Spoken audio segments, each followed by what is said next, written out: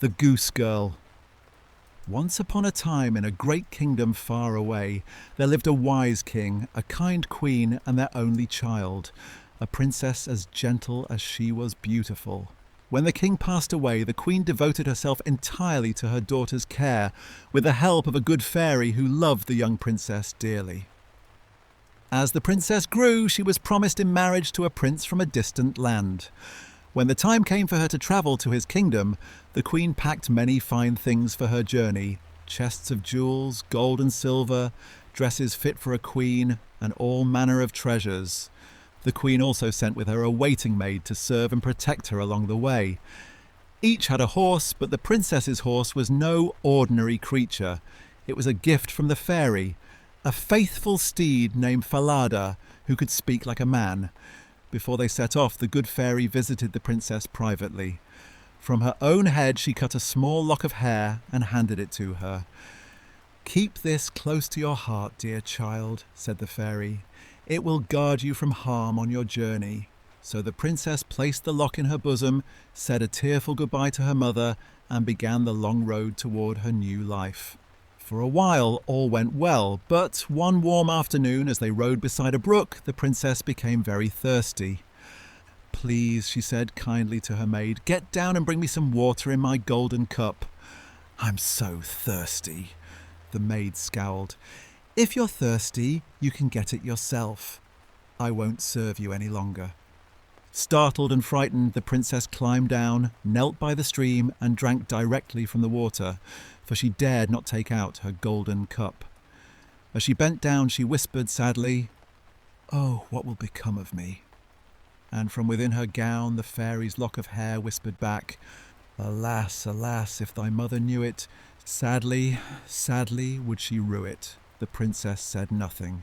She was gentle and meek, and would not scold her servant. She mounted Falada once more, and they rode on. Before long the sun grew hot again, and they reached another stream. Forgetting her maid's cruelty, the princess asked once more, "Please fetch me some water to drink." But the maid replied more harshly than before, "Drink for yourself. I'm no longer your servant." The princess climbed down again, tears falling as she drank from the river. "Oh, what will become of me?" she whispered. And again the lock of hair answered, "Alas, alas, if thy mother knew it, sadly, sadly would she rue it." But this time, as she leaned down to drink, the little lock slipped from her bosom and floated away with the current. She didn't see it, but the maid did. And knowing its magic was gone, the maid smiled wickedly. Now the princess had no power to defend herself. The false maid ordered her to change clothes, taking the royal garments for herself and forcing the princess to wear the maid's shabby ones. Then she made her give up Falada, claiming him as her own. "You will ride my old horse," the maid said coldly, "and if you tell anyone what happened, I'll kill you." At last they reached the prince's kingdom. There was great celebration at their arrival, and the prince himself came out to meet them.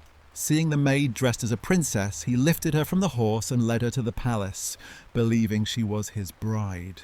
The true princess was left behind in the courtyard.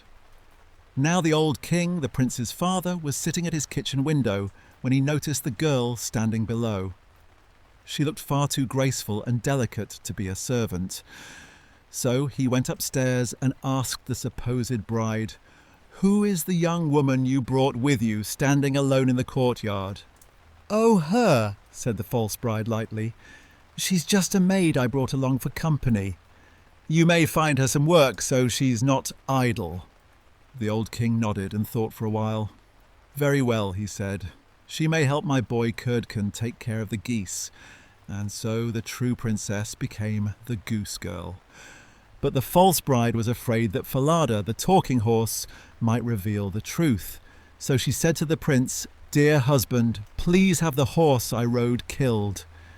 He was so wild and troublesome on the road, I never wished to see him again."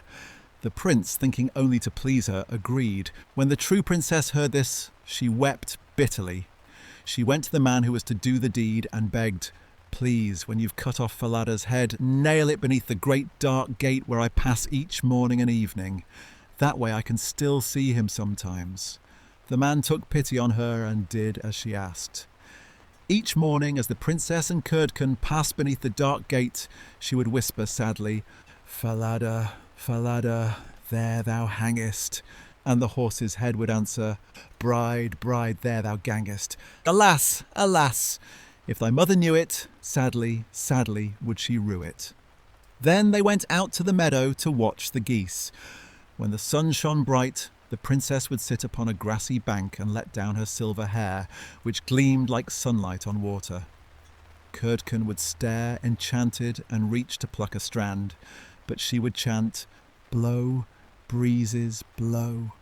Let Curdken's hat go, blow, breezes, blow. Let him after it go, o'er hills, dales and rocks, away be it whirled, till the silvery locks are all combed and curled." Then a strong wind would rush across the field, blowing Curdken's hat far away. He would have to chase after it, tumbling over the hills until she had finished braiding her shining hair. The next day, the same thing happened again and again. Frustrated, Curdken went to the old king. "I can't work with that strange girl any longer," he said. "She talks to a horse's head at the gate, and strange winds blow whenever she combs her hair." The old king was intrigued.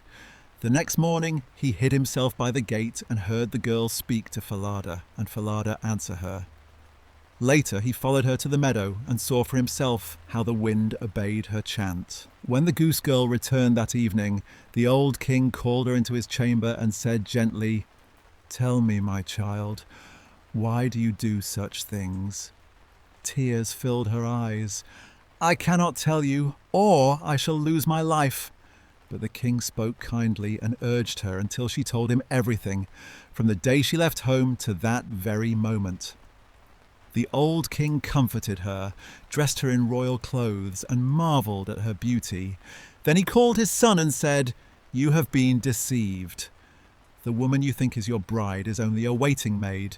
The true princess stands before you." The young prince rejoiced when he saw her and heard her story. Without saying a word to the false bride, the king prepared a grand feast. The prince sat between the two women, the false bride on his left, the true one on his right. None recognized the Goose-Girl, for she now shone brighter than any jewel in the hall. After the meal, the old king said, "I will tell you a story." And he told the tale of the journey, the betrayal, and the magic hair, just as it had happened, ending with the question, what punishment would be fair for one who acted so wickedly toward her mistress? The false bride, thinking it was only a story, said coldly, "She deserves to be sealed inside a barrel lined with sharp nails and dragged through the streets until she is dead." The old king rose. "You have judged yourself," he said. And so it was done. The true princess was then married to her prince, and they ruled together with kindness and joy for all their days. The good fairy came once more to bless them and restored the faithful Falada to life, and they lived happily ever after. Thank you for listening to tonight's story here on DreamLit Tales. If you enjoyed this story, please like the video, subscribe for more bedtime tales, and share your thoughts in the comments. I'd love to hear what kind of stories help you relax most. Until next time, rest easy, dream deeply, and let your imagination carry you somewhere beautiful.